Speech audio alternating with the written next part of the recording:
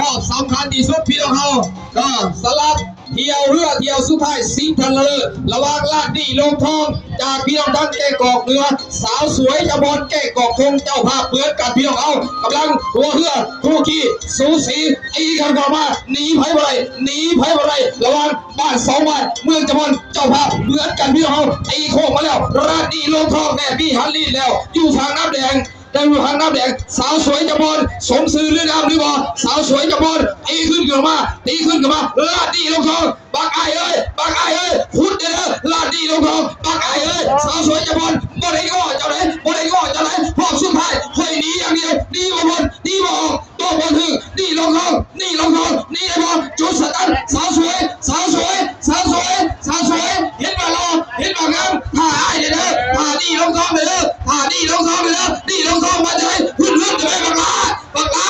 เอาได้ไหมนี่ลงทองนี่ลงทองนี่ลงทองเป็นเจ้าไหนเป็นเจ้าไหนเป็นเจ้าไหนสวยจะบอลบ่ต้องเลี้ยวเบิ่งข่อยดอกข่อยสิท่าเจ้าอยู่ดอกเอาไปเลยเด้อไปเลยเด้อไปกดเด้อน้องเด้อ